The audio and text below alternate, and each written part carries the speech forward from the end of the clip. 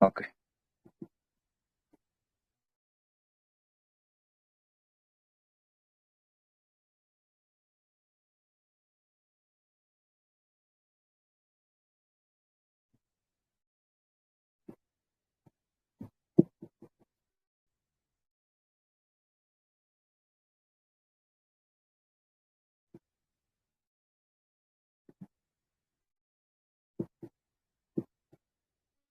Yesterday ಕ್ಲಾಸಲ್ಲಿ ನಾವು fundamental rights complete ಮಾಡಿಕೊಂಡು DPS ಕಂಪ್ಲೀಟ್ ಮಾಡಿಕೊಂಡು ಇವತ್ತು ಫಂಡಮೆಂಟಲ್ ಡ್ಯೂಟೀಸ್ ನೋಡ್ತಾ ಬರೋಣ. ಫಂಡಮೆಂಟಲ್ ಡ್ಯೂಟೀಸ್ ಅಂತಂದ್ರೆ ಏನು, ಈ ಮೋರಲ್ ಅಬ್ಲಿಗೇಷನ್ಸ್ ಆಫ್ ಸಿಟಿಸನ್ಸ್, ಮತ್ತೆ ಇವಿ ಯಾವ ಆರ್ಟಿಕಲ್ ಅಲ್ಲಿ ಬರುತ್ತೆ, ಸಾರಿ ಯಾವ ಪಾರ್ಟ್ ಅಲ್ಲಿ ಬರುತ್ತೆ, ಯಾವ ಆರ್ಟಿಕಲ್ ಇದೆ, ಏನ್ ಹೇಳುತ್ತೆ, ಯಾವ ತರ ಸಿಟಿಸನ್ಸ್ಗೆ ಯಾವ ತರ ಇರುತ್ತೆ, ಏನ್ ಪ್ರೋಗ್ರೆಸ್ ಇರುತ್ತೆ, ಯಾವ ತರ ಇಲ್ಲಿ ನೋಡಿ ಒಂದೊಂದೇ ಲೈಕ್ ಇನ್ ಡೀಟೇಲ್ಸ್ ಫುಲ್ ನೋಡ್ತಾ ಬರೋಣ. ಕೋಡ್ ಆಫ್ ಕಂಡಕ್ಟ್ ಅಂತಂದ್ರೆ ಏನು, ಅಂಡ್ ಇದು ಯಾವ ಅಮೆಂಡ್ಮೆಂಟ್ ಇಂದ ಆಡ್ ಮಾಡಿದ್ದಾರೆ, 46, 42, 86 ಅಮೆಂಡ್ಮೆಂಟ್ ಇಂದ ಫುಲ್ ಡೀಟೇಲ್ಸ್ ಹಾಕಿ ಈ ಫಂಡಮೆಂಟಲ್ ಡ್ಯೂಟೀಸ್ ನ ಕ್ಲಿಯರ್ ಮಾಡ್ಕೊಳ್ಳೋಣ ಇವತ್ತಿನ ಕ್ಲಾಸ್ ಅಲ್ಲಿ. ಓಕೆ, ಫಸ್ಟ್ಲಿ ನಾನು ಸ್ಟಾರ್ಟಿಂಗ್ ಇಂದ ಹೇಳ್ತಿದ್ದೀನಿ, ಯಾವುದೇ ಇರ್ಲಿ ನಮ್ಗೆ ಏನ್ ಗೊತ್ತಿರ್ಬೇಕಂತಂದ್ರೆ ಹಿನ್ನೆಲೆ ಗೊತ್ತಿರ್ಬೇಕು, ಮೀನ್ಸ್ ಬ್ಯಾಕ್ ಗ್ರೌಂಡ್. ಹಿನ್ನೆಲೆ ಗೊತ್ತಿತ್ತು ಅಂದ್ರೆ ನಾವು ಏನೇ ಆದ್ರೂ ಲಾಂಗ್ ಟರ್ಮ್ ಅಲ್ಲಿ ನಮಗೆ ಸಬ್ ಕಾನ್ಸಿಯಸ್ ಮೈಂಡ್ ಅಲ್ಲಿ ಸ್ಟೋರಿ ನೆನಪಿರುತ್ತೆ. ಫಾರ್ ಎಕ್ಸಾಂಪಲ್, ಯಾವುದೋ ಒಂದಿಷ್ಟು ಗಲಾಟೆ ಅಥವಾ ಒಂದಿಷ್ಟು ಸ್ಟೋರಿ ಅಥವಾ ಚೆನ್ನಾಗಿ ಕೇಳ್ತಿರ್ತಕ್ಕಂಥ ಸಾಂಗು, ಇದೆಲ್ಲ ಲಾಂಗ್ ಟರ್ಮ್ ಅಲ್ಲಿ ಹೆಂಗ್ ನೆನಪಿರುತ್ತೆ ಅಂತಂದ್ರೆ ಬಿಕಾಸ್ ಬ್ಯಾಕ್ ಗ್ರೌಂಡ್ಗೆ ನಾವೇನೋ ಒಂದ್ ಸಾಂಗ್ ಕೇಳ್ತಿದೀವಿ ಅಂತಂದ್ರೆ ಅದಕ್ಕೆ ನಾವು ಫೀಲ್ ಆಗ್ತಾ ಇರ್ತೀವಿ. So as like back ground ಕೂಡ ಅದೇ ತರ ಇಟ್ಕೋಬೇಕು ನಾವು. ಫಸ್ಟ್ಲಿ ಇದು ಮೀನ್ ಫಂಡಮೆಂಟಲ್ ರೈಟ್ಸು, ಸಾರಿ ಡ್ಯೂಟೀಸು ಮೂಲ ಸಂವಿಧಾನದಲ್ಲಿ ಇರ್ಲಿಲ್ಲ. ನಂತರ ಇದು ಆಮೇಲೆ ಆಡ್ ಮಾಡಿರ್ತೀವಿ ಥ್ರೂ ಅಮೆಂಡ್ಮೆಂಟ್ ಥ್ರೂ. ಓಕೆ, ಮತ್ತೆ ಸಂವಿಧಾನ ನಿರ್ಮಾಪಕರು ಮೂಲ ಸಂವಿಧಾನದಲ್ಲಿ ರಾಜ್ಯ ನಿರ್ದೇಶನ ತತ್ವಗಳ ರೂಪದಲ್ಲಿ ಸರ್ಕಾರದ ಕರ್ತವ್ಯಗಳನ್ನು ಅಳವಡಿಸಿದ್ರು. ಅದಾದ್ಮೇಲೆ 1976 42 constitutional amendment through part 4A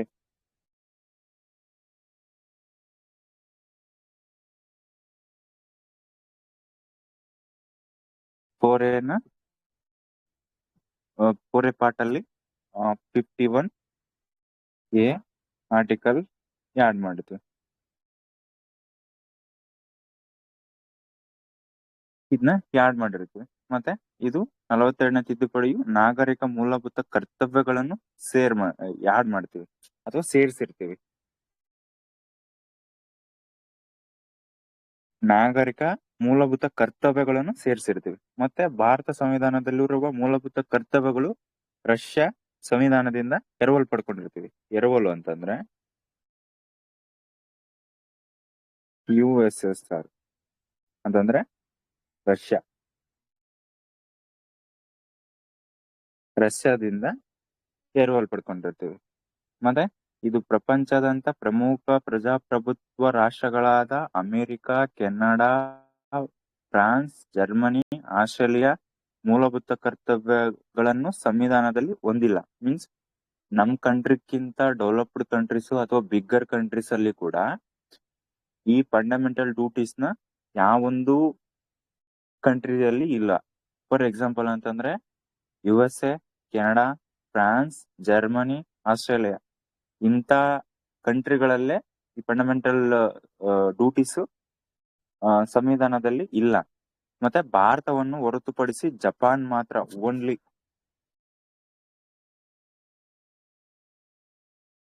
only Japan ಮಾತ್ರ ಮೂಲಭೂತ ಕರ್ತವ್ಯಗಳನ್ನು ಹೊಂದಿರುವ ಪ್ರಜಾಪ್ರಭುತ್ವದ ರಾಷ್ಟ್ರವಾಗಿರುತ್ತೆ.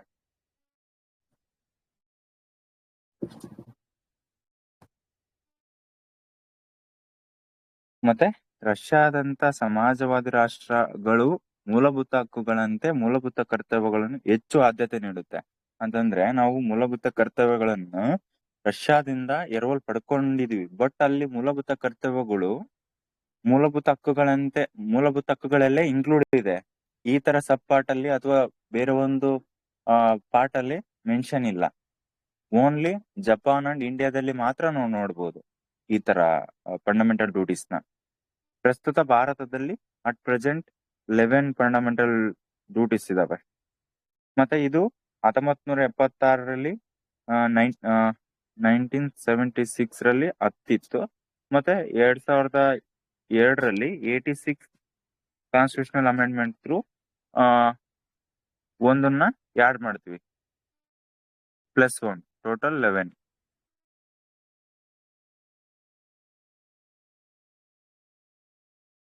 ಮತ್ತೆ ಈಗ ಇಷ್ಟು ಮೂಲ ಮೀನ್ಸ್ ಹಿನ್ನೆಲೆ ಗೊತ್ತಾಯ್ತು ಅನ್ಕೊಂಡಿದೀನಿ. ಯಾವುದೇ ಇರ್ಲಿ, ಏನಂತಂದ್ರೆ ಮೂಲ ಕಾನ್ಸ್ಟಿಟ್ಯೂಷನ್ ಅಲ್ಲಿ ಇರ್ಲಿಲ್ಲ. ಮತ್ತೆ ಇದು 76 amendment and 86 amendment through add ಮಾಡ್ಕೊಂಡಿದೀವಿ. ಪಾರ್ಟ್ 4A ಅಲ್ಲಿ ಮತ್ತೆ ಯಾವ ಆರ್ಟಿಕಲ್ 51A ಅಲ್ಲಿ ಬರುತ್ತೆ, ಮತ್ತೆ ಯಾವ್ದಿಂದ ಎರವಲು ಪಡ್ಕೊಂಡಿದೀವಿ ರಷ್ಯಾದಿಂದ. ಮತ್ತೆ ಇದು ನಮ್ ಪ್ರಜಾಪ್ರಭುತ್ವ ಇರ್ತಕ್ಕಂಥ ರಾಷ್ಟ್ರಗಳಲ್ಲಿ ಜಪಾನ್ ಬಿಟ್ರೆ ಬೇರೆ ಕಂಟ್ರೀಸ್ ಅಲ್ಲಿ ನಮ್ ಕಂಟ್ರಿಗಿಂತ ಪಾಪ್ಯುಲೇಷನ್ ವೈಸ್ ಇರ್ಲಿ ಯಾವುದೇ ಒಂದು ಎಲ್ಲಾ ಸೆಕ್ಟರ್ ಅಲ್ಲಿ ನೋಡ್ಕೊಂಡ್ರು ಬೇರೆ ಕಂಟ್ರೀಸ್ ಅಲ್ಲಿ ಇಲ್ಲ. ಓನ್ಲಿ ಇಂಡಿಯಾ ಅಂಡ್ ಜಪಾನ್ ಮಾತ್ರ ಈ ತರಕ್ಕಂತ ರಾಷ್ಟ್ರಗಳಲ್ಲಿ ಮಾತ್ರ ಈ ಫಂಡಮೆಂಟಲ್ ಡ್ಯೂಟೀಸ್ಗೆ ಆದ್ಯತೆ ನೀಡಿದೀವಿ. ನಾವು ಎರವಲು ಪಡ್ಕೊಂಡಿರ್ತಕ್ಕಂತ ಕಂಟ್ರಿಯಲ್ಲಿ ಕೂಡ ಇದು ಸಪ್ರೇಟ್ ಆಗಿಲ್ಲ, ಅಲ್ಲಿ ಜಸ್ಟ್ ಫಂಡಮೆಂಟಲ್ ಡ್ಯೂಟೀಸ್ ಅಲ್ಲಿ ಇನ್ಕ್ಲೂಡ್ ಮಾಡಿದ್ದಾರೆ. ಇಷ್ಟು ಹಿನ್ನೆಲೆ.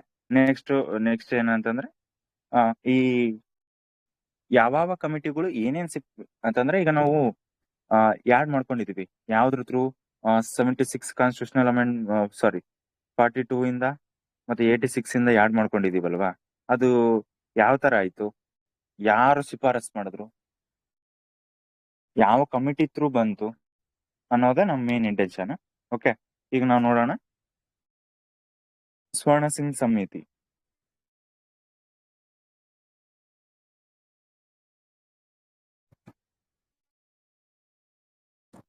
(1975 to 76).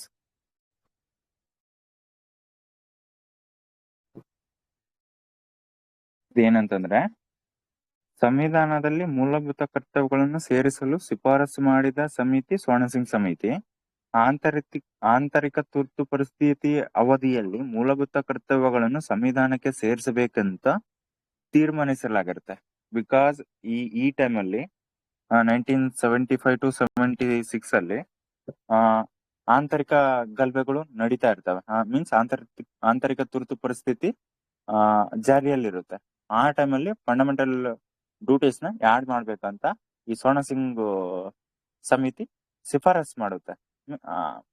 ಮತ್ತೆ ಕೇಂದ್ರ ಸರ್ಕಾರದಲ್ಲಿ ಕ್ಯಾಬಿನೆಟ್ ಸಚಿವರಾದ ಸ್ವರ್ಣ ಸಿಂಗ್ ಅವರ ನೇತೃತ್ವದಲ್ಲಿ ಈ ಸಮಿತಿ ರಚಿಸ್ತಾರೆ. ಇವರೇ ಅಧ್ಯಕ್ಷರ ಅನ್ಕೊಳ್ಳಿ, ಅಥವಾ ನೇತೃತ್ವ ವಹಿಸೋದು ಇವರೇ. ಇವರು ಕೇಂದ್ರ ಸರ್ಕಾರದ ಕ್ಯಾಬಿನೆಟ್ ಸಚಿವರಾಗಿರ್ತಾರೆ. ಮತ್ತೆ ಈ ಸಮಿತಿಯಲ್ಲಿ ಸ್ವರ್ಣ ಸಿಂಗ್ ಅವರನ್ನು ಸೇರಿಸಿ ಒಟ್ಟು 12 ಜನ ಇರ್ತಾರೆ. ಹಿಂಗೆ 1+11 12 ಅಂತಂದ್ರೆ ಇವ್ರು ಒಬ್ರು ಪ್ಲಸ್ 11 ಮೆಂಬರ್ಸ್.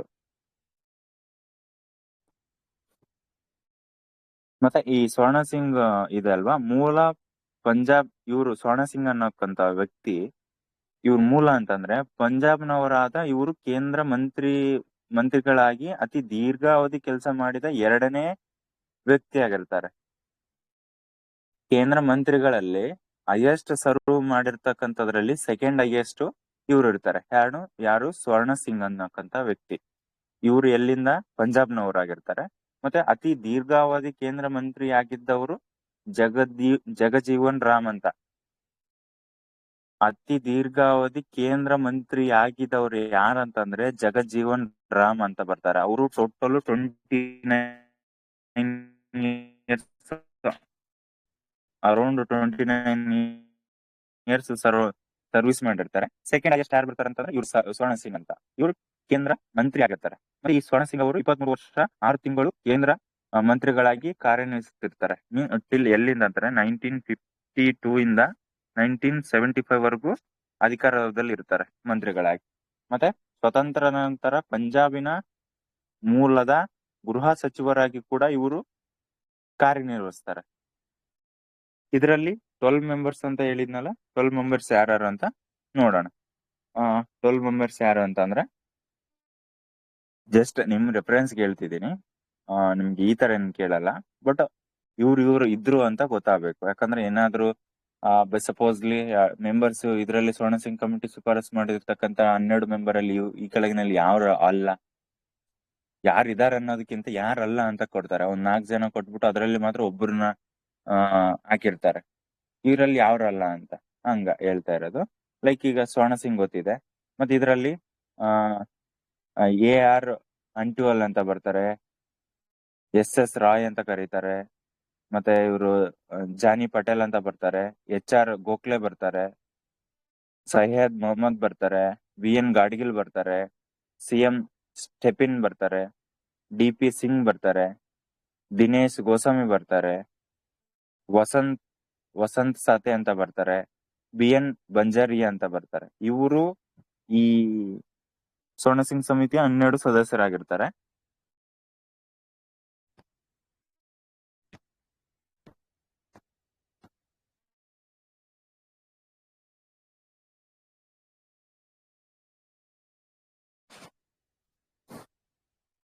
ಓಕೆ, ಇವಾಗ ಮತ್ತೆ ಈ ಸಮಿತಿ 8 ಮೂಲಭೂತ ಕರ್ತವ್ಯಗಳನ್ನು ಶಿಫಾರಸು ಮಾಡುತ್ತೆ.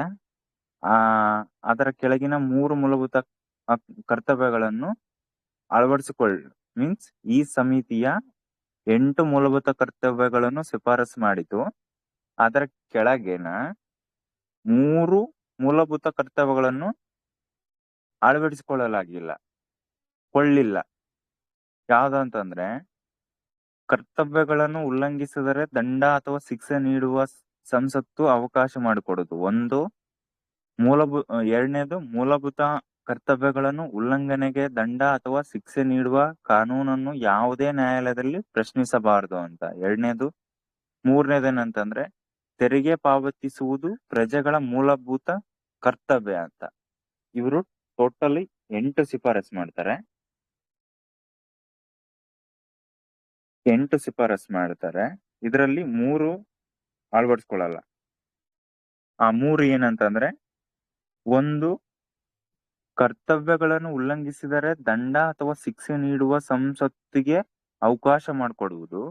2, ಮೂಲಭೂತ ಕರ್ತವ್ಯಗಳು ಉಲ್ಲಂಘನೆಗೆ ದಂಡ ಅಥವಾ ಶಿಕ್ಷೆ ನೀಡುವ ಕಾನೂನನ್ನು ಯಾವುದೇ ನ್ಯಾಯಾಲಯದಲ್ಲಿ ಪ್ರಶ್ನಿಸಬಾರದು ಅಂತ ಹೇಳುತ್ತೆ. 3ನೇದು, ತೆರಿಗೆ ಪಾವತಿಸುವುದು ಪ್ರಜೆಗಳ ಮೂಲಭೂತ ಕರ್ತವ್ಯ ಅಂತ ಹೇಳುತ್ತೆ. ಈ 3ನ್ನು ಕೂಡ ಈ ಫಂಡಮೆಂಟಲ್ ರೈಟ್ಸ್ ಅಲ್ಲಿ 8 ಶಿಫಾರಸು ಮಾಡೋದ್ರಲ್ಲಿ 3ನ್ನ ಕೈ ಬಿಡ್ತಾರೆ.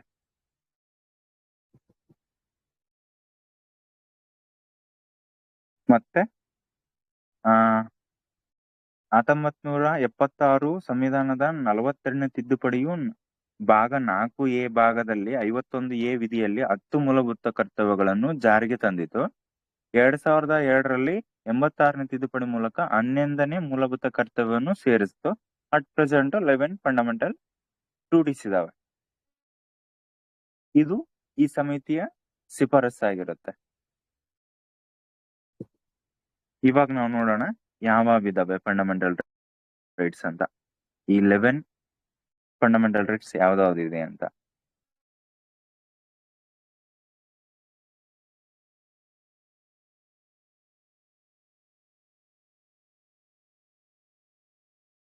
ಫಸ್ಟ್ ಒನ್ ಇದಿದೆ ಅಲ್ವಾ, ಇದು ಫಸ್ಟ್ ಒನ್. ಮೀನ್ಸ್ ಸಂವಿಧಾನ, ರಾಷ್ಟ್ರಧ್ವಜ ಮತ್ತು ರಾಷ್ಟ್ರಗೀತೆಯನ್ನು ಗೌರವಿಸುವುದು. ಫಂಡಮೆಂಟಲ್ ಡ್ಯೂಟೀಸ್ ಆಫ್ ಸಿಟಿಸನ್ಸ್ ಅಂತ. ಮೀನ್ಸ್ ಸಂವಿಧಾನದಲ್ಲಿರುವ ಮೂಲಭೂತ ಕರ್ತವ್ಯಗಳು ಯಾವ್ದಾವ್ದಂತ. ಈ ಆರ್ಟಿಕಲ್ ಯಾವ್ದಂತಂದ್ರೆ, means abide by the constitution and respect its ideals and institution, the national flag and national anthem. National flag, national anthem. ಇದು article 51A sub clause A. ಇದು already KS ಅಲ್ಲಿ PYQ ಆಗಿದೆ.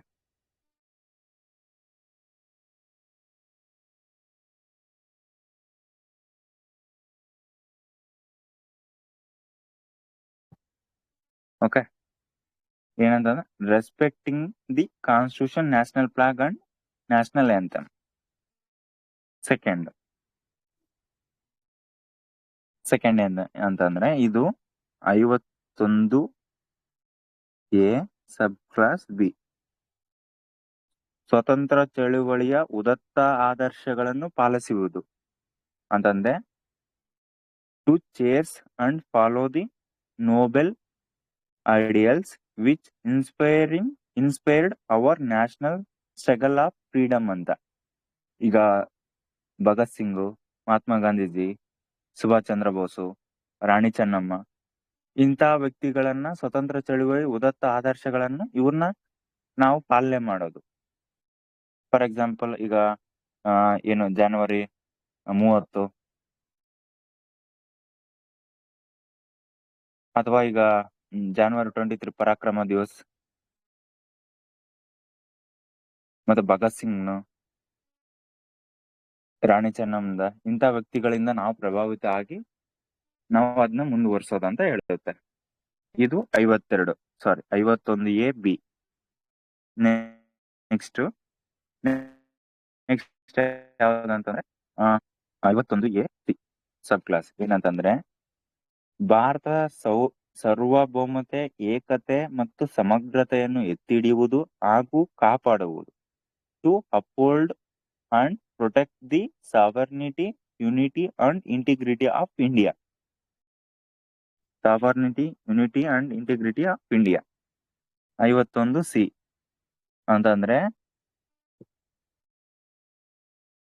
Let's strive to protect the sovereignty, unity and integrity India and aided by our fundamental duties ಅಂತಂದ್ರೆ ಎಲ್ಲಾ ಜಾತಿಗಳಿಗೂ, ಎಲ್ಲಾ ಅಂತಂದ್ರೆ ಯಾವುದೇ caste ಬೇಸ್ಗಳು ಅಥವಾ ಪಾಪ್ಯುಲೇಷನ್ ಬೇಸ್ಡ್ ಇರ್ಲಿ, ಜಾತಿ ಧರ್ಮ ಆಧಾರದ ಮೇಲೆ ತಾರತಮ್ಯ ಮಾಡಬಾರ್ದು, ಎಲ್ಲಾರ್ಗೂ ಒಂದೇ ತರ ಕಾನೂನು ಒದಗಿಸ್ಬೇಕು ಅಥವಾ ಎಲ್ರು ಒಂದೇ ತರ ಇರ್ಬೇಕು ಅನ್ನೋದೇ ಇನ್ ಮೇನ್ ಇಂಟೆನ್ಷನ್.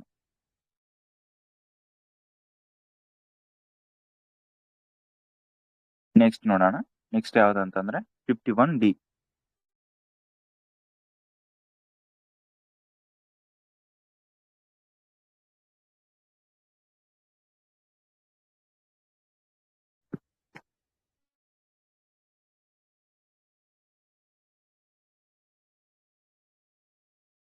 ಓಕೆ, ಕರೆ ಬಂದಾಗ ರಾಷ್ಟ್ರವನ್ನು ರಕ್ಷಿಸುವುದು ಮತ್ತು ದೇಶದ ಸೇವೆ ಮಾಡುವುದು.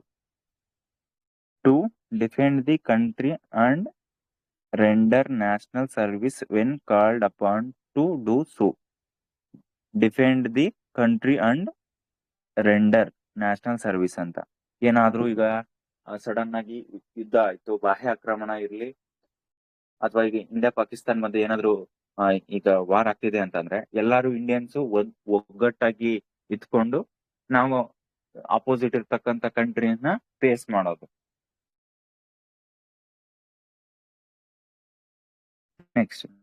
ನೆಕ್ಸ್ಟ್ ಯಾವ್ದಂತಂದ್ರೆ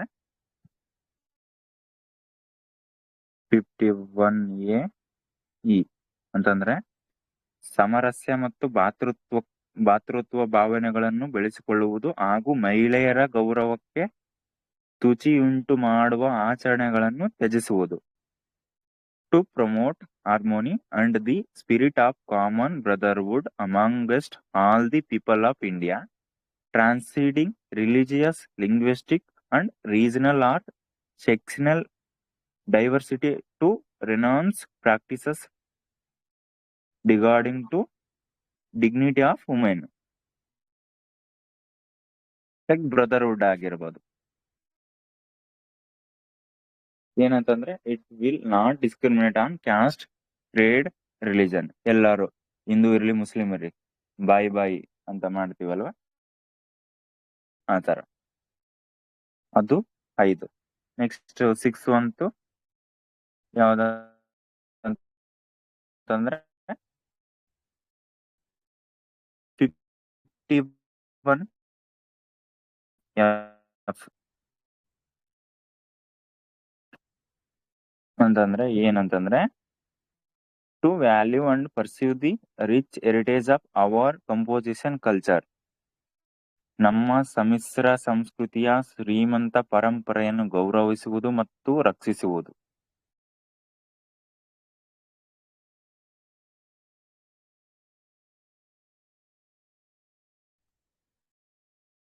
ಕಲ್ಚರ್ನ ಲೈಕ್ ಈಗ ಯಾವ ತರ ಈಗ ನಮ್ದು ಕನ್ನಡದಲ್ಲಿ ಕರ್ನಾಟಕದಲ್ಲೇ ನೋಡಿ ಡೊಳ್ಳು ಕುಣಿತ, ಕಂಸಾಳೆ ಅಥವಾ ಈ ತರ ಇರ್ತಕ್ಕಂಥದ್ನ ನಾವು ಆ ಬಿದಿರು ಕಲೆ ಈ ತರ ಇರ್ತಕ್ಕಂಥ ಕಲ್ಚರ್ನ ನಾವು ಅದನ್ನ ಮರಿಲಾರದೆ ಕಂಟಿನ್ಯೂ ಮಾಡೋದು ಅಥವಾ ಪ್ರೊಟೆಕ್ಟ್ ಮಾಡೋದು.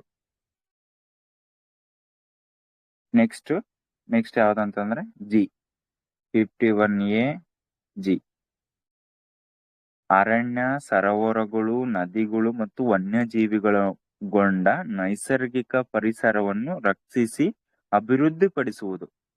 Protect environment and compassion for the all living beings.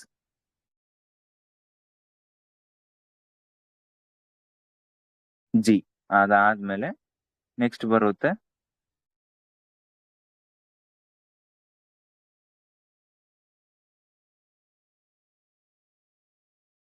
To protect.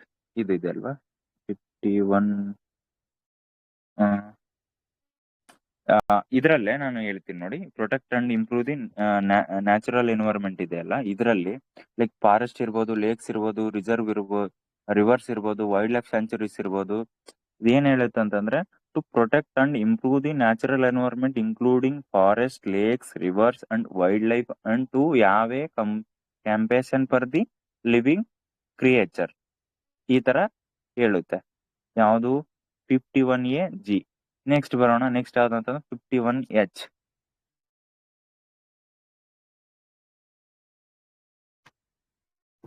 To develop scientific temper, humanism and spirit of inquiry and reform ಅಂತಂದ್ರೆ ವೈಜ್ಞಾನಿಕ ಮತ್ತು ಮಾನವೀಯ ಗುಣಗಳನ್ನು ಹಾಗೂ ಉಚ್ಚಾರಣ ಮತ್ತು ಸುಧಾರಣಾ ಮನೋಭಾವನೆಗಳನ್ನು ಬೆಳೆಸಿಕೊಳ್ಳುವುದು.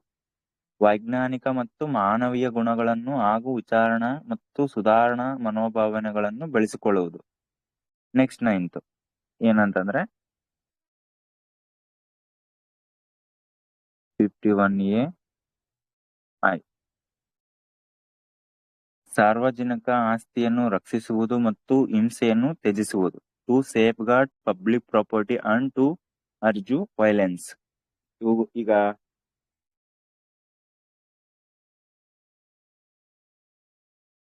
ನಿಮ್ಮೂರಲ್ಲೋ ಅಥವಾ ನೀನೆಲ್ಲೋ ಒಂದು ಬೈಕ್ ಕಡೆ ಹೋಗ್ತಾ ಇದ್ದೀವಿ ಬೈಕಲ್ಲಿ ಅಂತಂದ್ರೆ ಸಡನ್ ಆಗಿ ಆಕ್ಸಿಡೆಂಟ್ಸ್ ಆಯ್ತು ಅಥವಾ ಫೈರಿಂಗ್ ಆಯ್ತು.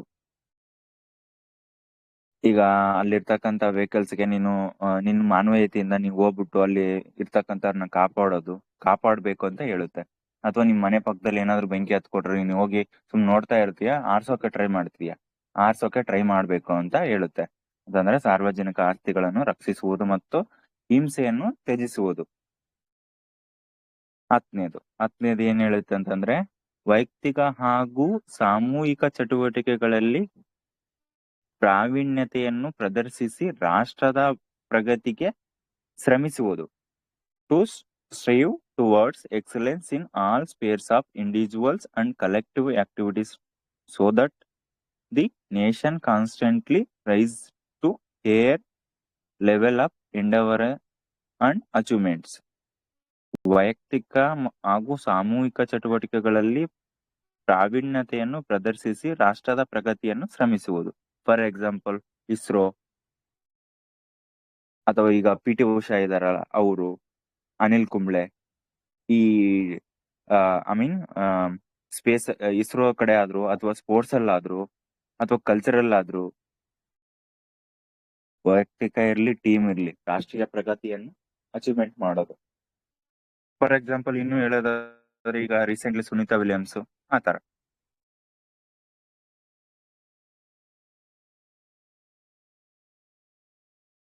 ನೆಕ್ಸ್ಟ್ ಲಾಸ್ಟ್ ಒನ್ 51A ಅಂತಂದ್ರೆ ಎಲ್ಲಾ ತಂದೆ ತಾಯಿ ಅಥವಾ ಪಾಲಕರು 6 ರಿಂದ 14 ವರ್ಷ ವಯಸ್ಸಿನ ಮಕ್ಕಳಿಗೆ ಶಿಕ್ಷಣ ಪಡೆಯುವ ಅವಕಾಶ ನೀಡತಕ್ಕಂಥದ್ದು. ಈ ಕರ್ತವ್ಯವನ್ನು ಇದು 2002 86 ಕಾನ್ಸ್ಟಿಟ್ಯೂಷನಲ್ ಅಮೆಂಡ್ಮೆಂಟ್ ಥ್ರೂ ಆಡ್ ಮಾಡಿರ್ತೀವಿ. ಈಗ ಹೇಳಿದ್ನಲ್ಲ, ಇದು ಈ 42 ಅಂಡ್ 86 ರೀಸೆಂಟ್ಲಿ ಈ ಎರಡು ಮೇಲೆ ಈ ಎಜುಕೇಶನಲ್ ಇದಲ್ವಾ, ಎಜುಕೇಶನಲ್ ರೈಟ್ KS ಅಲ್ಲಿ ಕ್ವಶನ್ ಆಗಿದೆ.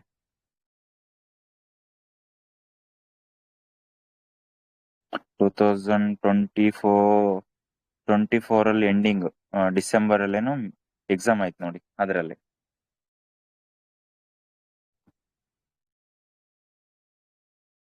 ಅಂತಂದ್ರೆ ಎಜುಕೇಶನ್ ಸಂಬಂಧಪಟ್ಟಿರ್ತಕ್ಕಂಥ ಯಾವ ಅಮೆಂಡ್ಮೆಂಟ್ ಇಂದ ಆಡ್ ಮಾಡಿದೀವಿ ಅಂತ ಹೇಳಿಕೆ ರೂಪದಲ್ಲಿ ಕೇಳಿದ್ರು. ಬೇಕಾದ್ರೆ ಕ್ವಶನ್ ಪೇಪರ್ ತೆಗೆದು ನೋಡಿ.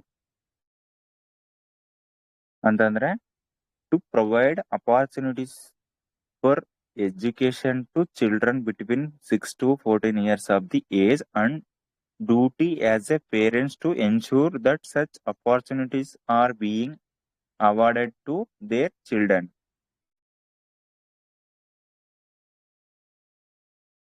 ಇಷ್ಟು fundamental duties of the citizens, 11 fundamental duties. Okay, next ಬರೋಣ. ನೆಕ್ಸ್ಟ್ ಏನಂತಂದ್ರೆ ಫೀಚರ್ಸ್ ಆಫ್ ಫಂಡಮೆಂಟಲ್ ಡ್ಯೂಟೀಸ್.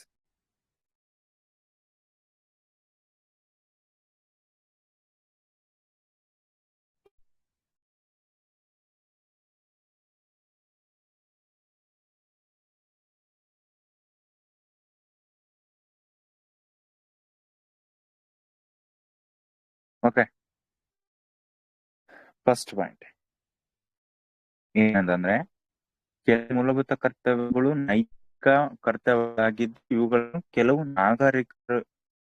ನಾಗರಿಕ ಕರ್ತವ್ಯಗಳಾಗಿರ್ತವೆ. Means moral and civil duties. Civic duties ಅಂತಂದ್ರೆ ಸ್ವತಂತ್ರ ಹೋರಾಟಗಾರರ ಉದಾತ್ತ ಗೌರವಿಸುವುದು, ಅದು ಮೋರಲ್ ಡ್ಯೂಟಿ ಆಗಿರುತ್ತೆ.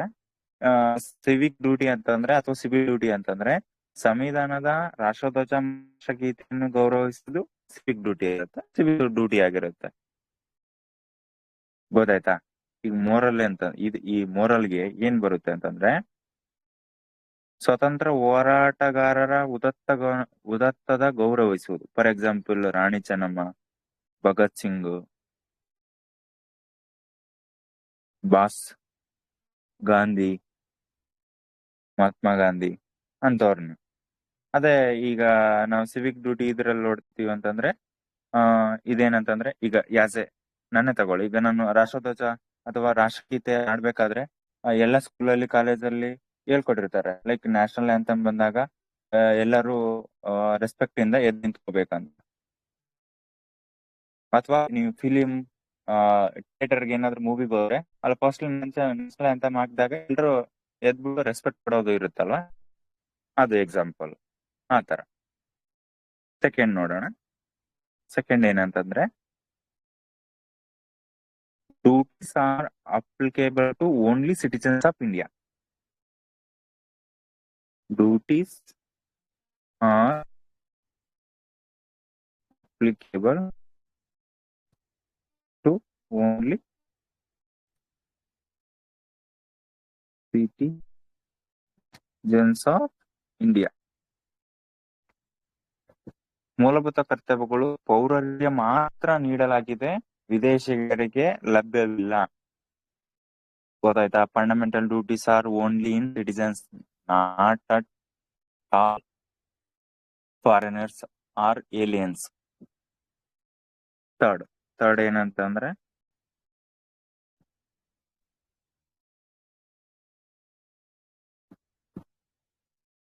ಮೂಲಭೂತ ಕರ್ತವ್ಯಗಳು ನ್ಯಾಯ ರಕ್ಷಿತವುಗಳಲ್ಲ.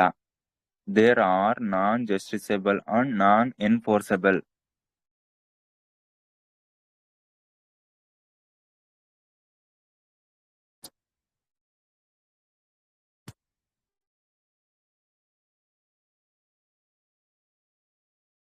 ಅಂತಂದ್ರೆ ಇವುಗಳು ಉಲ್ಲಂಘನೆ ಆದಾಗ ನ್ಯಾಯಾಲಯಕ್ಕೆ ಹೋಗಲು ಬರುವುದಿಲ್ಲ. ಮತ್ತೆ ಸಂಸತ್ತು ಇವುಗಳನ್ನು ಜಾರಿಗೆಗಾಗಿ ಕಾನೂನು ಮಾಡುವ ಅಧಿಕಾರ ಹೊಂದಿರುತ್ತೆ. ಫಾರ್ ಎಕ್ಸಾಂಪಲ್ ಈಗ 51A ಅಲ್ಲಿ ಏನ ಆಡ್ ಮಾಡಿದ್ವಲ್ವಾ, ಆ ತರ ಇದು ಪಾರ್ಲಿಮೆಂಟ್ ಥ್ರೂ ಮಾಡ್ಕೊಂಡಿರೋದಲ್ವಾ. ಇವುಗಳನ್ನು ಸಂಸತ್ತು ಇವುಗಳನ್ನು ಜಾರಿಗೆಗಾಗಿ ಕಾನೂನು ಮಾಡುವ ಅಧಿಕಾರ ಇರುತ್ತೆ. ಫಂಡಮೆಂಟಲ್ ಡ್ಯೂಟೀಸ್ ಮುಂದೊಂದ್ ದಿನ ಇನ್ನು ಯಾಡ್ ಆಗ್ಬೋದು, ರಿಡ್ಯೂಸ್ ಆಗ್ಬೋದು, ಡಿಪೆಂಡ್ ಅಪಾನ್ ಅವಾಗಿನ ಸಿಚುವೇಶನ್ ತಕ್ಕಂಗೆ ಆಗುತ್ತೆ. ಬಿಕಾಸ್ ನಿಮ್ಗೂ ಗೊತ್ತಿದೆ ಈಗ ಟಿಲ್ 106 ಅಮೆಂಡ್ಮೆಂಟ್ಸ್ ಇದಾವೆ. ಫಸ್ಟ್ ಯಾವ್ದು ಇರ್ಲಿಲ್ಲಲ್ಲ. ಈಗ ಪಾಪ್ಯುಲೇಷನ್ ತಕ್ಕಂಗೆ ಸಿಚುವೇಶನ್ ತಕ್ಕಂಗೆ ಎಲ್ಲಾನು ಯಾಡ್ ಮಾಡ್ಬೇಕಾಗುತ್ತೆ, ಕೆಲವೊಂದನ್ನ ರಿಮೂವ್ ಮಾಡ್ಬೇಕಾಗುತ್ತೆ. As like that. ಇದು ಥರ್ಡ್ ಪಾಯಿಂಟ್. ಫೋರ್ತ್ ಪಾಯಿಂಟ್ ಏನಂತಂದ್ರೆ, ಭಾರತೀಯ ಜೀವನ ಶೈಲಿ ಆಧಾರದ ಮೇಲೆ ಇದೆ. Emphasised India way of life. Emphasised Indian way of life. Fifth,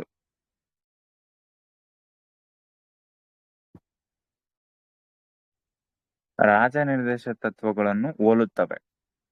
DPSP ನ ಹೋಲುತ್ತವೆ ಅಂತ.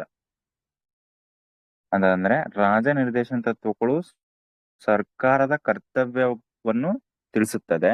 ಮೂಲಭೂತ ಕರ್ತವ್ಯಗಳು ನಾಗರಿಕ ಕರ್ತವ್ಯಗಳನ್ನು ತಿಳಿಸುತ್ತವೆ. ಗೊತ್ತಾಯ್ತಾ? DPSPಗಳು ಗೋರ್ಮೆಂಟ್ಗೆ ಸಜೆಷನ್ ಕೊಡುತ್ತೆ. ಫಂಡಮೆಂಟಲ್ ಡ್ಯೂಟೀಸ್ ಏನಿದೆ ಅಲ್ವಾ, ಇದು ನಾಗರಿಕರಿಗೆ, ಸಿವಿಲ್ಸ್ಗೆ ಈ ತರ ಮಾಡಿ ಅಂತ, ಈ ತರ ಕರ್ತವ್ಯಗಳು, ನಿನ್ ಕರ್ತವ್ಯ ಇದು, ನೀನು ಇವತ್ತು ನಿನ್ ಕೆಲಸ ಏನು, ಬೆಳಿಗ್ಗೆ ಎದ್ದ ತಕ್ಷಣ ಅಪ್ಪ ಹೇಳ್ತಾರೆ ಇವತ್ತು ನಿನ್ ಕೆಲಸ ಏನು, ಹೋಗಿ ಇಂಥ ಕಡೆ ಕೆಲಸ ಇದೆ, ನೀನ್ ಮಾಡ್ಲೇಬೇಕನ್ನೋ ನಿನ್ ಕರ್ತವ್ಯ ಅಂತ ಹೇಳ್ತಾರೆ. ಅಥವಾ ಈಗ ತಂಗಿನೋ ಅಕ್ಕ ಇತ್ತಂದ್ರೆ ನೀ ಎದ್ದು ನೀ ಈ ಕೆಲಸ ಮಾಡಂತ. ಅಪ್ಪ ಅಂತಂದ್ರೆ ಫಾರ್ ಎಕ್ಸಾಂಪಲ್ ತಿಳ್ಕೊಳ್ಳಿ ಪಾರ್ಲಿಮೆಂಟ್ ಅಂತ ತಿಳ್ಕೊಳ್ಳಿ, ಅಥವಾ ಫಂಡಮೆಂಟಲ್ ಡ್ಯೂಟೀಸ್ ಅಂತ ತಿಳ್ಕೊಳ್ಳಿ. ಆ ಡ್ಯೂಟೀಸ್ ಅಲ್ಲಿ ನಿಂಗೆ ಹೇಳ್ತಾರಲ್ವಾ ಒಬ್ಬೊಬ್ರಿಗೆ ಒಂದೊಂದು, ಅದೇ ತರ ಆಸ್ ಲೈಕ್ ದಟ್ ಸೇಮ್. ಗೊತ್ತಾಯ್ತಾ? ಫಂಡಮೆಂಟಲ್ ಡ್ಯೂಟೀಸ್ ಗೌರ್ಮೆಂಟ್ ಸಜೆಸ್ಟ್ ಕೊಟ್ರೆ, ಸಾರಿ DPSP ಗೌರ್ಮೆಂಟ್ಗೆ ಇನ್ಸ್ಟ್ರಕ್ಷನ್ಸ್ ಸಜೆಷನ್ ಕೊಟ್ರೆ, ಫಂಡಮೆಂಟಲ್ ಡ್ಯೂಟೀಸ್ ಸಿವಿಲ್ಗೆ ಅಥವಾ ನಾಗರಿಕರಿಗೆ ಕರ್ತವ್ಯಗಳನ್ನು ತಿಳಿಸುತ್ತೆ. ನೀನ್ ಈ ತರ ಮಾಡ್ಬೇಕು, ಈ ತರ. ಫಾರ್ ಎಕ್ಸಾಂಪಲ್ ನ್ಯಾಷನಲ್ ಸಾಂಗ್ ಬಂತಂದ್ರೆ ಗೌರವ ಕೊಡ್ಬೇಕು, ಅಥವಾ ನ್ಯಾಷನಲ್ ಫ್ಲಾಗ್ಗೆ ಹೆಂಗ್ ಅಂದ್ರೆ ತುಳಿದಾಡೋದು ಅಥವಾ ಮಾಡೋದು ಮಾಡಬಾರ್ದು, ಅದಕ್ಕೊಂದು ರೆಸ್ಪೆಕ್ಟ್ ಕೊಡ್ಬೇಕು. ಅಥವಾ ಆರ್ಟ್ ಅಂಡ್ ಕಲ್ಚರ್ ಇರ್ತಕ್ಕಂಥ ಗೌರವ ಕೊಡ್ಬೇಕು. ಫಾರ್ ಎಕ್ಸಾಂಪಲ್ ತಾಜ್ ಮಹಲ್, ಅದಕ್ಕೆ ಹೋಗಿ ಸೀದಾ ತಗೊಂಡು ಕಲ್ಲು ಹೊಡಿಯೋದಲ್ಲ, ನೋಡಿ ಚೆನ್ನಾಗಿದೆನಾ ಇಲ್ಲ ಅನ್ನೋದಕ್ಕೆ ಅದೊಂದು ರೆಸ್ಪೆಕ್ಟ್ ಕೊಡೋದು. ಈ ತರ ಇಷ್ಟು ಫೀಚರ್ಸ್. ನೆಕ್ಸ್ಟ್ ಏನಂತಂದ್ರೆ ಕ್ರಿಟಿಸಿಸಮ್ ಯಾವ ತರ ಇದಾವೆ.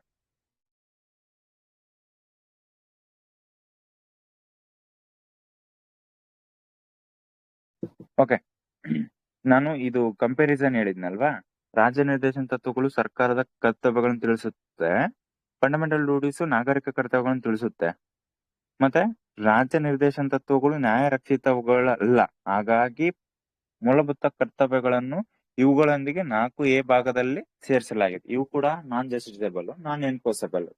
That's why fundamental duties are added in part 4 sub clause A ಅಲ್ಲಿ ಆಡ್ ಮಾಡಿದ್ದಾರೆ. ಇವು ಜಸ್ಟಿಸಬಲ್ ಇತ್ತಂದ್ರೆ ಇದಕ್ಕೆ ಸಪರೇಟ್ ಆಗಿ ಪಾರ್ಟ್ ಮಾಡ್ತಾ ಇದ್ರು. ಈಗ ನಾವು ನೋಡೋಣ ಕ್ರಿಟಿಸಿಸಮ್ ಆಫ್ ಫಂಡಮೆಂಟಲ್ ರೈಟ್ಸ್.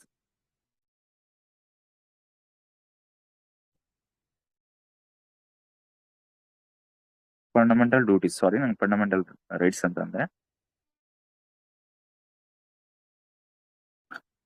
ಅಂತಂದ್ರೆ ಏನೇನ್ ಕ್ರಿಟಿಸಿಸಮ್ ಇದಾವೆ ಮೂಲಭೂತ ಕರ್ತವ್ಯಗಳಿಗೆ. ಓಕೆ, ಇದೇನಂತಂದ್ರೆ ಅವಶ್ಯವಾದ ಕರ್ತವ್ಯಗಳನ್ನು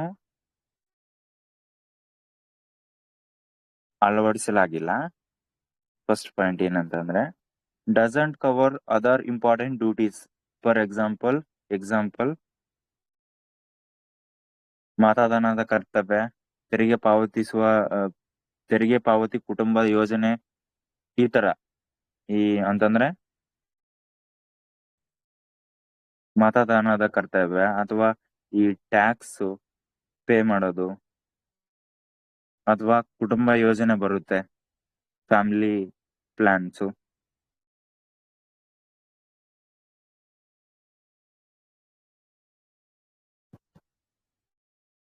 ಈ ತರ ಕರ್ತವ್ಯಗಳನ್ನು ಯಾಡ್ ಮಾಡಿಲ್ಲ ಅಂತ ಫಸ್ಟ್ ಪಾಯಿಂಟ್ ಹೇಳುತ್ತೆ. ನೆಕ್ಸ್ಟ್ ಏನಂತಂದ್ರೆ ಅಸ್ಪಷ್ಟವಾಗಿ ಮತ್ತು ಅಪೂರ್ಣವಾಗಿದೆ ಅಂತಂದ್ರೆ ಡಿಫಾಲ್ಟ್ ಟು ಅಂಡರ್ಸ್ಟ್ಯಾಂಡ್, ಡಿಫಿಕಲ್ಟ್ ಅಥವಾ ಡಿಫಾಲ್ಟ್ ಸಾರಿ ಡಿಫಿಕಲ್ಟ್ ಅಥವಾ ಹಿಂಗ್ ಕರೀತಾರೆ ಏನಂತ, ವ್ಯಾಗು ಅಂತ ಕರೀತಾರೆ, and difficult to understand.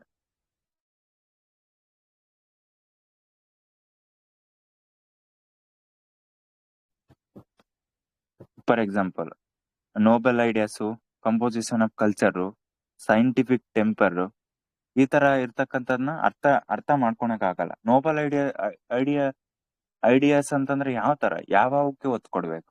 Nobel ideas ಅಂತಂದ್ರೆ ಈಗ ನಾನು ಪೇಪರ್ ಕಂಡಿಡಿದೀನಿ, ಪೇಪರ್ ಒಂದು ನೋಬೆಲ್ ಐಡಿಯಾನಾ? ಅಥವಾ ಈಗ ಬಲ್ಬ್ ಕಂಡಿದೀನಿ, ಅದೊಂದು ನೋಬೆಲ್ ಐಡಿಯಾನಾ? ನೀನ್ ಸ್ಪೆಸಿಫಿಕ್ ಆಗಿ ಹೇಳ್ಬೇಕಲ್ಲ. ಈಗ ಬಲ್ಬ್ ಕಂಡಿಡಿದದಕ್ಕೆ ಅದು ನೋಬೆಲ್ ಐಡಿಯಾ ಅಂತ ಹೇಳ್ಬೇಕು. ಇಲ್ಲ ನಾನು ಇವತ್ತು ಒಂದು ಇರ್ತಕ್ಕಂಥ ಪೇಪರ್ ಅಲ್ಲೇ ಅದನ್ನ ಸ್ವಲ್ಪ ವೇರಿಯೇಷನ್ ಮಾಡಿ ಕಲರ್ ಹೊಡೆದ್ಬಿಟ್ಟು ಹೊಸ ಪೇಪರ್ ಅಂತಂದ್ರೆ ಇದು ಕೂಡ ನೋಬೆಲ್ ಐಡಿಯಾ ಅಂತ ಹೇಳಕ್ಕಾಗುತ್ತಾ? ಸ್ಪೆಸಿಫಿಕ್ಲಿ ಕ್ಲಾರಿಟಿ ಇಲ್ಲ, ಅಥವಾ ಅಸ್ಪಷ್ಟತೆವಾಗಿದೆ ಅಥವಾ ಅಪೂರ್ಣವಾಗಿದೆ, ಅಂಡರ್ಸ್ಟ್ಯಾಂಡ್ ಮಾಡ್ಕೊಳಕ್ ಆಗ್ತಿಲ್ಲ. ಕಂಪೋಸಿಷನ್ ಕಲ್ಚರ್ ಅಂತಂದ್ರೆ ಕೆಲವೊಂದ್ ಕಡೆ ಹಿಂದೂಗಳು ಮುಸ್ಲಿಂಗಳು ಪಾಲಿಸಿರ್ತಕ್ಕಂತ ಕಲ್ಚರು ಇದೆ. ಫಾರ್ ಎಕ್ಸಾಂಪಲ್ ಮೊಹರಂ ಹಿಂದೂಗಳು ಮಾಡ್ತಾರೆ, ಮುಸ್ಲಿಮ್ಸ್ ಮಾಡ್ತಾರೆ. ಅದಕ್ಕೋಸ್ಕರ ಇದನ್ನ ಅಂಡರ್ಸ್ಟ್ಯಾಂಡಿಂಗ್ ಆಗಕ್ಕ ಕಷ್ಟ ಇದೆ, ಡಿಫಿಕಲ್ಟ್ ಟು ಅಂಡರ್ಸ್ಟ್ಯಾಂಡ್, ಅಸ್ಪಷ್ಟವಾಗಿದೆ ಅಂತ ಹೇಳ್ತಾರೆ, ಕ್ರಿಟಿಸಿಸಮ್ ಮಾಡಿದ್ದಾರೆ. ಮತ್ತೆ ಇನ್ನೊಂದು ಪಾಯಿಂಟ್, ಕಾನೂನು ರಕ್ಷಣೆ ಇಲ್ಲ, ಹೇಳಿದ್ನಲ್ಲ, ನಾನ್ ಜಸ್ಟಿಸಬಲ್ ಕ್ಯಾರೆಕ್ಟರ್.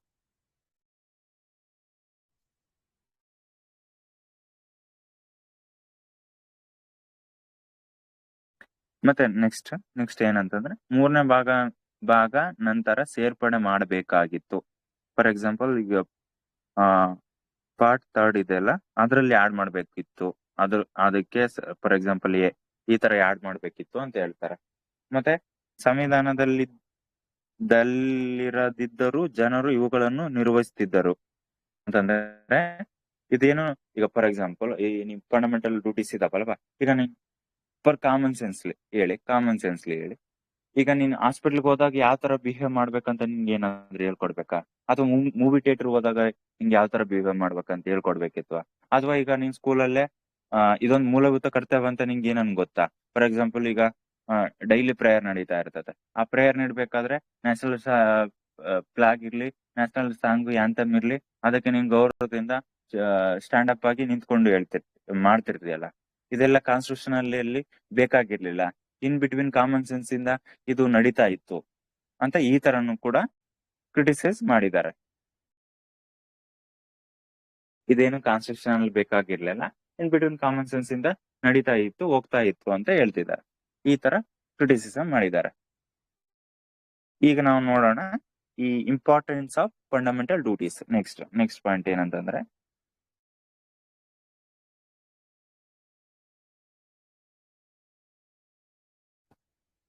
ಟೆನ್ಸ್ ಆಫ್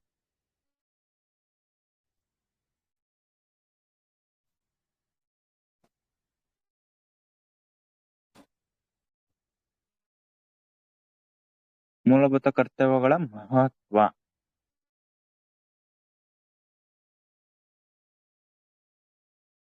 ಅಂತಂದ್ರೆ ನಾಗರಿಕರು ಮೂಲಭೂತ, ಫಸ್ಟ್ ಪಾಯಿಂಟ್ ತಿಳ್ಕೊಳ್ಳಿ. ಒಂದನೇ ಪಾಯಿಂಟ್ ಏನಂತಂದ್ರೆ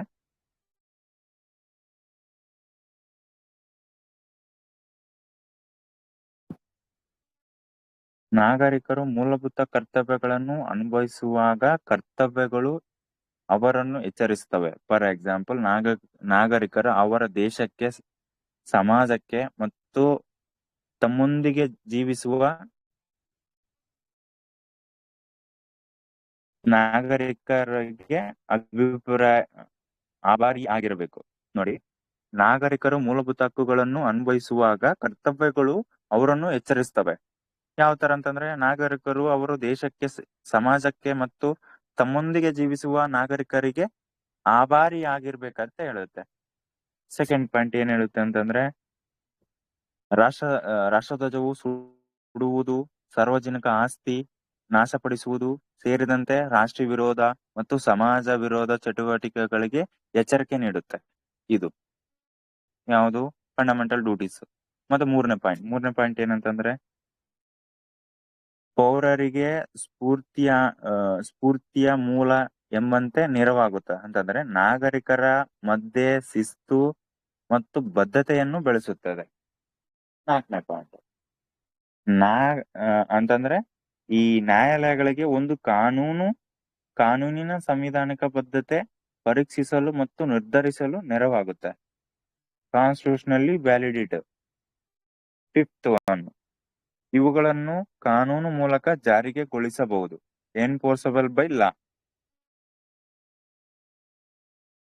ಮೀನ್ಸ್ ಸಂಸತ್ತು ಇವುಗಳನ್ನು ಪಾಲಿಸದಿದ್ದರೆ ದಂಡ ವಿಧಿಸುವುದು, ಕಾನೂನುಗಳನ್ನು ಜಾರಿಗೆಗೊಳಿಸಬಹುದು. 42ನೇ ತಿದ್ದುಪಡಿ ಜಾರಿ ಬಂದಾಗ ಕಾನೂನು ಮಂತ್ರಿಗಳಾದ HR ಗೋಖಲೆ ಮತ್ತು ಪ್ರಧಾನಿ ಮಂತ್ರಿಗಳಾದ ಇಂದಿರಾ ಗಾಂಧಿ ಅವರು ಇದ್ರು. ಇವುಗಳನ್ನು ಕಾನೂನು ಮೂಲಕ ಜಾರಿಗೆಗೊಳಿಸಬಹುದು. ಎನ್ಫೋರ್ಸಬಲ್ ಬೈ ಲಾ ಅಂತಂದ್ರೆ, ಸಂಸತ್ತು ಇವುಗಳನ್ನು ಪಾಲಿಸದಿದ್ದರೆ ದಂಡ ವಿಧಿಸುವ, ಕಾನೂನನ್ನು ಜಾರಿಗೆಗೊಳಿಸಬಹುದು. ಈ ತರ ಹೇಳ್ಬೋದಿತ್ತಲ್ವಾ ಅಂತ ಹೇಳ್ತಿದ್ದಾರೆ. ಮತ್ತೆ ಆ ಟೈಮಲ್ಲಿ ಕಾನೂನು ಮಂತ್ರಿ ಯಾರಿತ್ತಂದ್ರೆ HR ಗೋಖಲೆ ಇದ್ರು.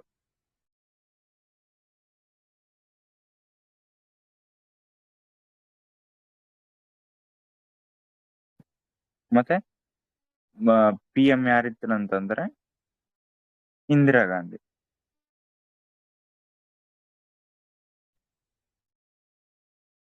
ಇಷ್ಟು ಇಂಪಾರ್ಟೆನ್ಸ್. ನೆಕ್ಸ್ಟ್ ಬರುತ್ತೆ, ನೆಕ್ಸ್ಟ್ ಏನಂತಂದ್ರೆ ಇನ್ನೊಂದು ಕಮಿಟಿ ಇದೆ. ಇನ್ನೊಂದು ಕಮಿಟಿ ಯಾವ್ದು ಹೇಳ್ತೀರಾ? ವರ್ಮಾ ಕಮಿಟಿ. ಸಾರಿ, ನಾನು ಹೇಳಿದ್ನ ಸ್ವರ್ಣ ಸಿಂಗ್ ಕಮಿಟಿ ಬಿಟ್ರೆ ಇನ್ನೊಂದು ಬರುತ್ತೆ, ವರ್ಮಾ ಕಮಿಟಿ.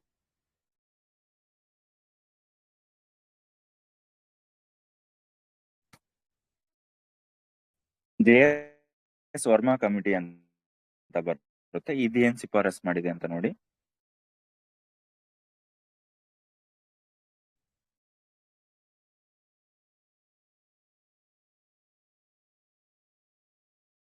ಅಂತಂದ್ರೆ, ಜಗದೀಶ್ ಶರಣ ವರ್ಮಾ ಇವರು ಸುಪ್ರೀಂ ಕೋರ್ಟ್ ನ 27ನೇ 27th ಮುಖ್ಯ ನ್ಯಾಯಾಧೀಶರಾಗಿರ್ತಾರೆ.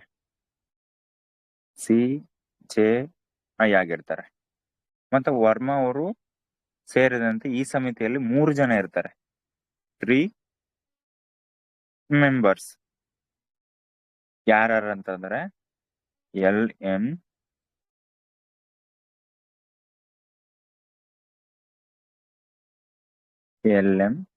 ಸಿಂಘ್ವಿ,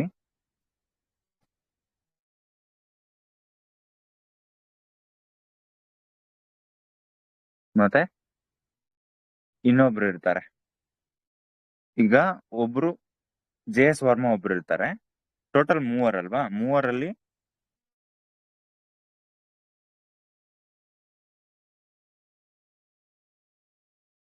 ಮೂವರಲ್ಲಿ ಒಬ್ರು LM ಸಿಂಘ್ವಿ ಇರ್ತಾರೆ, ಇನ್ನೊಬ್ರು ವರ್ಮಾ ಇರ್ತಾರೆ, ನೆಕ್ಸ್ಟ್ ಇನ್ನೊಬ್ರು ಇರ್ತಾರೆ. ಮತ್ತೆ ಈ ಸಮಿತಿಯನ್ನು JS ವರ್ಮಾ ಇದಲ್ಲ 1999 ರಚಿಸಲಾಗಿದ್ದು, ಮೂಲಭೂತ ಕರ್ತವ್ಯಗಳನ್ನು ಅನುಷ್ಠಾನಗೊಳಿಸಲು ಅಸ್ತಿತ್ವದಲ್ಲಿರುವ ಕಾನೂನುಗಳನ್ನು ಗುರುತಿಸುವುದಕ್ಕೆ ಸಂಬಂಧಪಟ್ಟಿರುತ್ತೆ. ಮತ್ತೆ ಈ ಸಮಿತಿ ಕೆಳಗಿನ ಕಾನೂನುಗಳನ್ನು ಗುರುತಿಸುತ್ತದೆ. ಯಾವ ತರ ಅಂತಂದ್ರೆ, prevention of insult to national honours act 1971 ಅಂತ. ಇದು ಏನಂತಂದ್ರೆ ಇನ್ ಸ್ವಲ್ಪ ತಿಳ್ಕೊಳ್ಳಿ.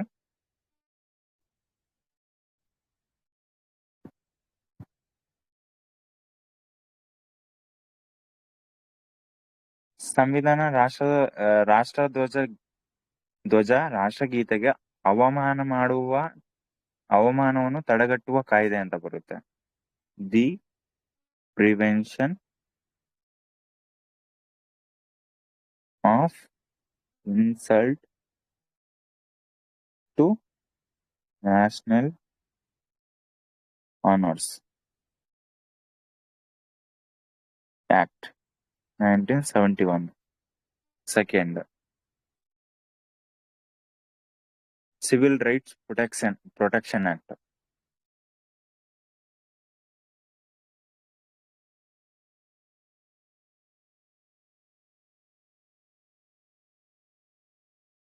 ನೈನ್ಟೀನ್ 55. ಥರ್ಡ್ ಬರುತ್ತೆ. ಥರ್ಡ್ ಯಾವ್ದಂತಂದ್ರೆ ಪೀಪಲ್ ರೆಪ್ರೆಸೆಂಟೇಷನ್ ಆಕ್ಟ್ 1951.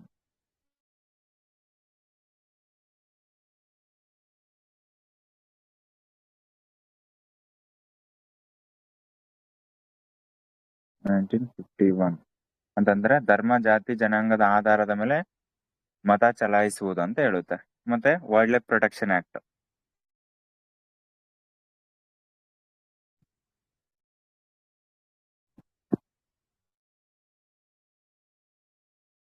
ವನ್ಯಜೀವಿ ಸಂರಕ್ಷಣೆ ಕಾಯ್ದೆ.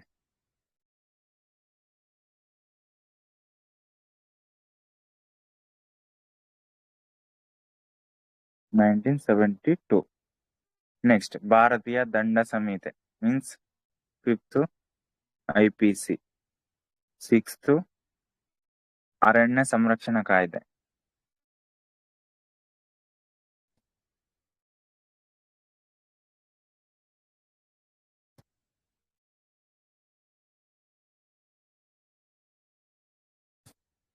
ನೈನ್ಟೀನ್ 80.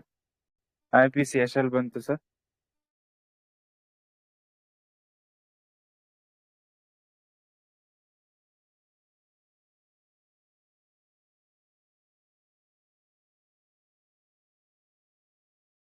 ಈಗ 2024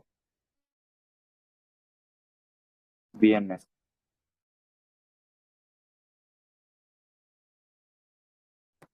ಓಕೆ,